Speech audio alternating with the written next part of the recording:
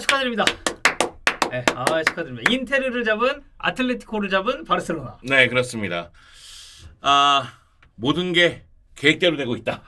형님의 계획대로. 네, 나의 계획대로 되고 있다. 이런 느낌이 들었고요. 무슨 계획이었나요? 주중 경기 네. 아틀레티코 마드리드와 인테르 경기에서 인터밀란을 상대로 이제 아틀레티코가 체력을 이제 쫙 빼고, 네, 그리고 바르셀로나를 만나서 이제 바르셀로나가 이기는 시나리오인 거죠. 그 그림을 그렸는데 계획대로 되고 있고요. 네. 역시 나의 시나리오 안에서의 조연, 네. 인테르와 박찬호에게 감사하다는 이야기를 드리겠습니다. 진 건 아틀레티코인데 고통받는 건 인터밀란이네. 네, 여하튼 그리고 이제 그런 이색적인 기록이 있었죠. 알레티가 23년 1월 이후로 홈에서 패배가 없다는 거. 라리가 그렇죠. 기준. 근데 네. 바르셀로나전 패배 이후로 이제 홈 패배가 없죠. 그렇죠. 근데 왜 이렇게 좋았어요? 아니 아틀레티코 마드리드가 네. 올 시즌 뭐 공식 경기에서도 네. 홈에서 1패밖에 없고 이제 코파델레이 빌바오전. 아틀레틱 클럽한테 졌죠? 네. 그리고 라리가에서는 홈에서 패배가 없었는데, 그리고 라리가 홈 기록을 찾아보니까 마지막 패배가 2023년 1월 바르셀로나에게 0대1 패배죠. 그 경기가 그 경기예요. 덴벨레가 골 넣고 사비치랑 페라니랑 마지막에 네. 레슬링하다가 둘 다 퇴장당했었던 경기. 그 경기 패배 이후 홈에서 25경기 우패더라고요. 맞아요. 그리고 23승 2무인데 네. 그 2무가 또 헤타페 이랬었는데, 이 바르셀로나는 또 반대로 올 시즌 라리가 원정에서 패배가 없었어요. 원정에서 패배가 없지만 무승부가 많죠. 7승 5무인가 그랬던 것 같아요. 그렇죠.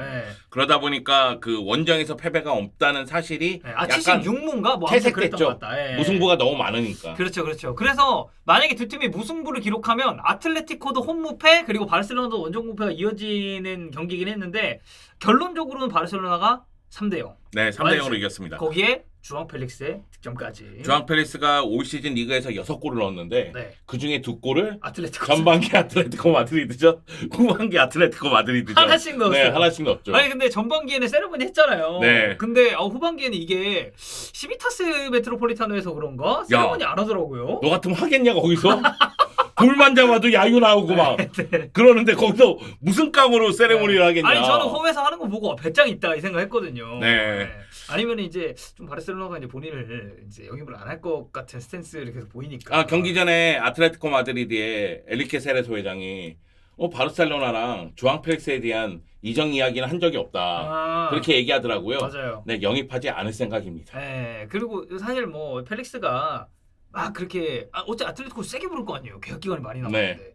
그 돈을 내고 영입할 만큼의 퍼포먼스를 보여주지도 않았고. 지금 영입할 돈도 없어요. 네. 그래서 칸셀로하고 주앙 펠릭스를 만약의 경우 계속 잡아두기 위해서라면 다시 한번 임대 계약을 맺어야 됩니다.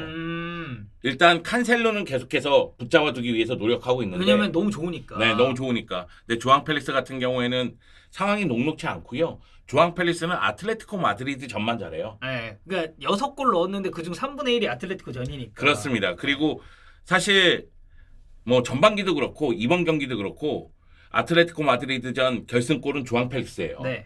근데 주앙 펠릭스가 이번 경기도 첫 골을 넣기 전까지, 선제골을 넣기 전까지는 사실 좀 폼이 별로였어요. 아예 왼쪽 라인 자체가 좀 죽었죠. 그렇죠. 네, 우측 라인 위주로 이제 공격 전개를 했고, 아니 그 친구 괜찮던데요? 엑토르 포트? 엑토르 포트 괜찮아요. 네. 근데 엑토르 포트에게 좀 미안한 점이 뭐냐면은 바이데가 장기 부상으로 시즌 아웃이 되면서 결국 칸셀로가 오른쪽에서 왼쪽으로 돌았잖아요. 네. 오른쪽에는 쿤데가 있으니까. 그렇죠. 그러다 보니까 엑토르 포트가 라이트백인데 근데 지금 왼쪽으로 레프트백으로 뛸 수밖에 없는 상황이 그 계속 발생을 하고 있는 거예요. 로열 앤트워프전에서는 우풀백으로 뛰었고, 리가에서 나온 경기는 전부 좌풀백으로 네. 지금 나오고 있는데, 근데 보니까 또 그 친구가 양발을 사용하는 데 있어서 그렇게 크게 불편함이 없다고 그러더라고요. 근데 오른발 킥이 더 정확하니까. 네. 그러다 보니까 이제 크로스 올릴 때 오른발로 꺾어 놓고 오른발로 올렸을 때 더욱더 정확한 크로스가 올라오거든요. 그렇죠. 그런 부분에 대해서는 좀 미안한 감정을 갖고 있는데, 엑토르 포트도 잘하고 쿠바르시. 아니 어떻게 라마시아에서 이런 선수들이 계속 나오죠? 아니 올 시즌 보면 쿠바르시는 진짜 아니 우배죠. 야말, 페르민, 그리고 사실 어제 벤치에 있었지만 기유, 네. 그리고 카사도. 쿠바르시, 마르크 카사도도 있었고 쿠바르시. 네. 쿠바르시는 진짜 아니 이 선수 나이나 이런 거 다 생각해 보면은 그 나이에 이렇게 침착함에 수비력도 좋고 또 장점 빌드업이 되잖아요. 네. 발밑이 너무 좋으니까. 시야가 좋고 네. 그리고 패스가 정확하죠. 근데 쿠바르시 같은 경우에는 제가 느끼기에는 바르셀로나가 원하는 딱 그 유형의 센터백이에요. 이상적인 센터백이다. 네. 쿠바르시에게 더 기대하는 건 지금도 공중볼이 약하진 않지만 신장이 센터백 측은 좀 작은 그러니까 막 편이거든요. 장신이다라고 하기에는 네. 좀 그러니까. 근데 지금 성장할 나이예요. 네. 그 라민 야말도 계속 성장하고 있거든요. 키가. 2007년생이죠. 그 네. 둘이. 예. 그래서 쿠바르시가 더 피지컬적으로 강해지면 더 강인한 수비를 보여주지 않을까 약간 이런 기대감이 있죠. 이제 키 더 크면 약간 피케 같은 그런 장신 센터백이 될 수도 있는 아 거고. 그렇죠. 예. 네. 아라우 같은 경우에는 몸빵이 되잖아요. 아라우도 되게 잘해주고 아니, 있는데 몸빵이 뭡니까? 피지컬이 이제 좀 좋다. 네, 피지컬이 매우 좋잖아요. 그러다 보니까 어제 모라타를 정말 꽁꽁 묶는 모습이 있었는데 쿠바르시가 아라우하고는 약간 다른 스타일이니까 그렇죠. 그러다 보니까 공격을 전개하는 작업이라든가 아니면 수비 쪽에서 빠르게 공간을 대처하는 능력 그리고 슈팅을 막아내는 몸으로 이제 막아내는 것도 허스페이도 굉장히 할 수 있고. 좋은 모습을 보여줬죠. 네, 그래서 어제는 또 이제 라마시아산 유망주 페르민 또 골 넣었잖아요. 어제. 제가 어제 사실은 또용주 TV에서 라이브로 같이 봤거든요. 네. 그런데 조앙 펠리스 너무 안 보이고 못하고 짜증나는 거야. 골 넣기 전까지는 거의 뭐 터치도 별로 없었고. 당연히 쌍욕을 박았죠. 네. 쌍욕을 들었나? 골을 넣더라고. 네. 근데 페르민이 어제 사실은 패스가 네. 볼터치가 좀 길고 패스가 너무 부정확한 거야. 그래서 사실 페르민은 어제 선발도 아니었어요. 맞아요. 텐센이 갑자기 이제 워밍업도 네. 다쳐가지고. 원래 이제 텐센이 선발 라인업에 들어왔다가 아킬레스 쪽에 약간의 그 통증이 있어서 제외가 됐고 페르민이 선발로 뛰었는데 그래서 그런지 몰라도 패스가 정확하다는 느낌이 안 들더라고요. 또 쌍욕했나요? 쌍욕을 박았죠. 네. 헤더로 골을 넣더라고요. 앞으로 바르셀로나 선수들에게 좀 그 거침없는 비판을 좀 네. 해주시는 게. 뭐 욕하는 게 힘들진 않아요. 네. 그런데 그냥 대놓고 욕할 수는 없잖아요. 그렇죠, 그렇죠. 이유가 있고 명분이 있어야 네. 비판을 할 거 아니에요. 저도 나름대로 해설위원인데. 네. 네. 그래서 이제 두 선수 욕했는데 골 넣는 거 보면서 오히려 이제 같이 방송 보던 분들이 네. 욕해라 막 뜨더라고요. 예, 송영주가 쌍욕하면 과학이다. 네. 약간 이런 느낌으로. 그런 느낌이 예. 되더라고요. 자, 그래서 어제 이제 지금 저희가 언급해 드렸듯이 라마시아산 이 유망주들의 활약상이 아주 좋았었고, 네. 레반도프스키는 그러니까 레반도프스키가 전반기와 후반기가 완전히 달라요. 다른 선수가 되어버렸죠 네. 지금. 그러니까 전반기에는 전방에서 고립되는 경우가 너무 많았어요. 네. 그런데 후반기는 레반도프스키가 밑으로 내려오는 과정이 많아요.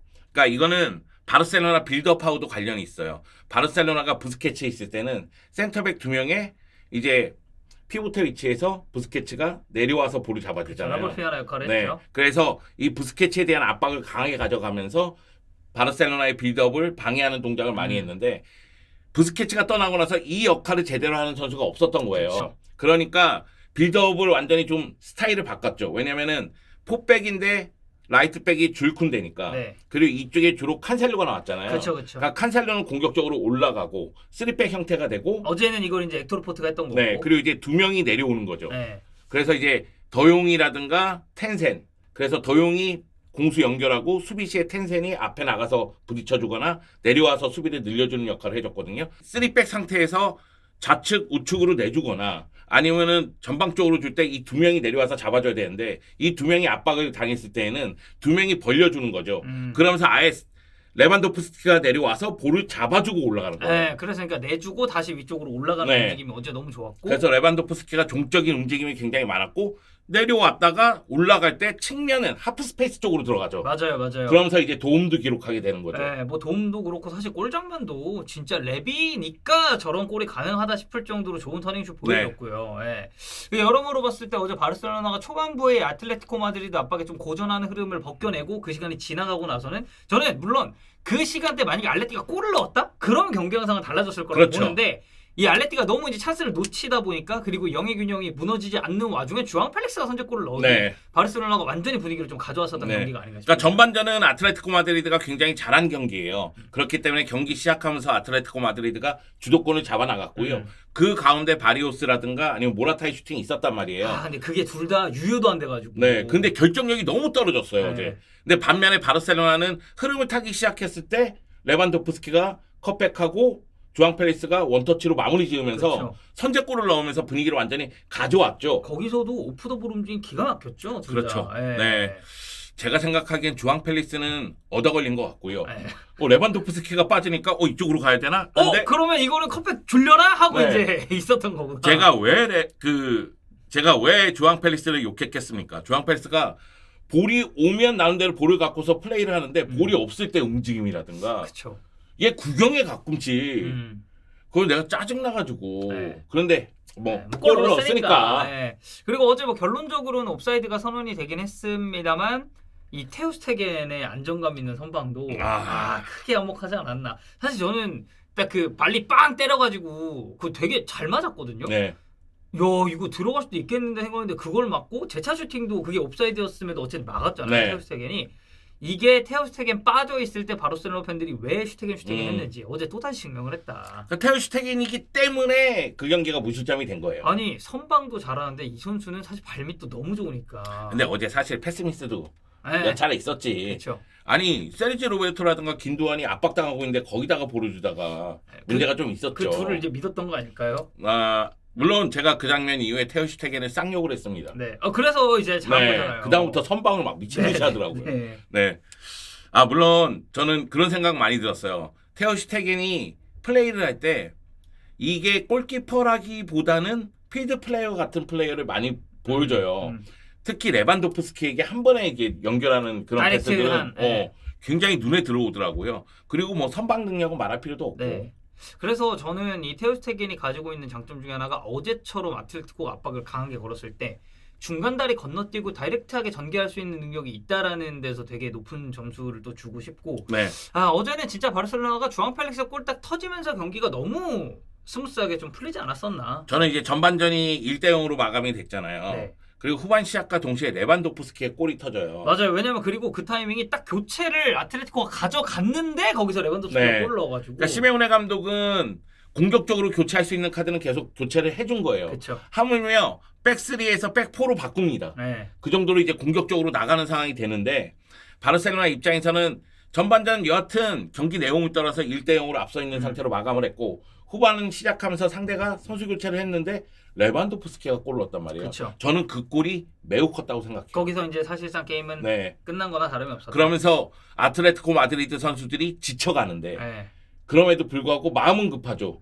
0대2가 됐으니까. 맞아요. 어쨌든 만회를 좀 해야 되고. 그러다 보니까 뭐 앙헬 코레아 같은 경우에는 어처구니 없는 중거리 슈팅을 두세 차례 시도하는 모습이 나오고 막 그러더라고요. 욕심이 좀 있더라고요. 어제.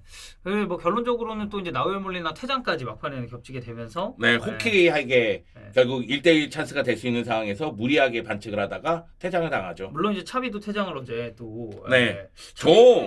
경고를 왜 이렇게 받는 거야? 그러니까 첫 번째 카드를 받는 장면은 긴도안이 상대 박스 앞쪽에서 볼을 뺏어내요. 그 가운데에서 플레이가 이루어지면은 너무나 좋은 기회였거든요. 근데 이제 그게 끊겼잖아요. 그게 반칙이 선언된 거예요. 근데 어제 경기 보신 분들은 아시겠지만 주심이 몸싸움에 대해서 너무 관대했어요. 그래서 저도 어제 경기 시작하기 전에 이거 오늘 경기 파울인가? 그러면 아마 안 볼 가능성이 높다. 근데 어제 마르티네즈 주심이 딱 그 센텐스였거든요. 그러다 보니까 차비 감독이 그 부분에 대해서 굉장히 강하게 항의한 거예요.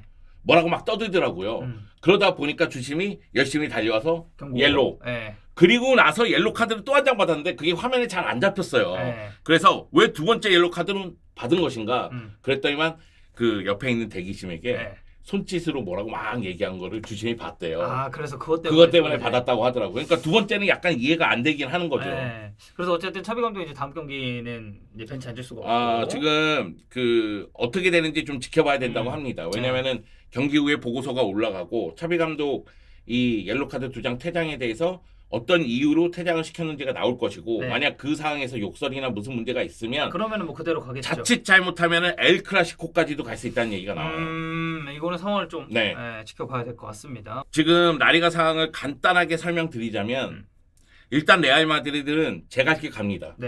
열심히 가고 있어요. 고속도로를 달리고 있어요. 그래서 1위를 쭉 치고 나가는 가운데 지금 분위기는 바르셀로나하고 지로나가 2위 경쟁을 하는 분위기예요. 근데 오늘 이제 순위가 바뀌었어요. 지로나가 이제 무너지면서 바르셀로나가 승점상으로 역전을 했고. 그렇죠. 지로나가 헤타페에게 패배했을 거예요. 그리고 바르셀로나가 아틀레티코 마드리드에게 승리하면서 승점 2점 차로 2위로 올라갔습니다.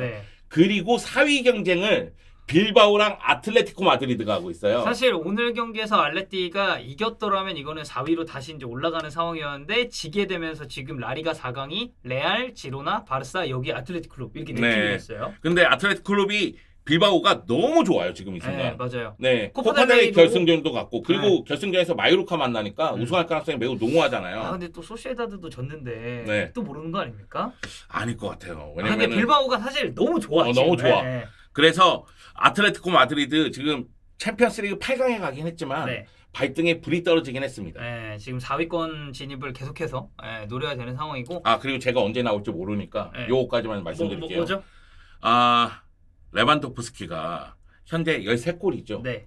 이제 피치치 경쟁이 더 뜨거워질 것 같습니다. 아 그래요? 네, 왜냐면 주드 벨링엄이 16골, 네. 마요라라고 그 누구냐 부디미르가 아마 부디미르, 안테 네. 부디미르. 15골일 거예요. 네. 그다음에 뭐 모라타, 도브비크 네. 이런 선수들이 14골이고 그리고 레반도프스키가 13골이거든요. 위에 굉장히 많은데요. 아 선수들은 많은데 골차가 별로 안 나니까. 1위하고 레반도프스키하고 3골 차니까. 그렇죠. 그 주드 벨링엄이 이제 돌아옵니다. 음. 징계에서 돌아오긴 하는데 주드 벨링엄의 위치가 사실은 미드필더니까 네. 그 점을 고려했을 때는 레반도프스키가 컨디션을 찾았다? 그러면은 피치치 경쟁은 더 뜨겁지 않을까. 아 네. 알겠습니다. 비웃는 거니? 아니요. 뭐 충분하죠. 저 레반도프스키 좋아하는 선수고. 예. 아니 얘랑 방송하면 자꾸 날 아니, 비웃는 것 같지? 제가 시작할 때 축하한다고도 말씀드리면서 네. 시작하지 않았습니까? 그 비아냥처럼 느껴져가지고. 아닙니다. 네네네. 자 어쨌든 그리고 우승 경쟁이 아직 또 끝나지 않았기 때문에 영주 형이 말씀하신 대로 언제 오실지 모르겠습니다만 다음 바르셀로나의 경기는 또 어떻게 될 것인지 그리고 곧 있을 엘 클라시코 역시도 주목해 주시면 좋을 것 같습니다. 엘 클라시코 잡자! 멱살을 틀어 잡아! 이기자!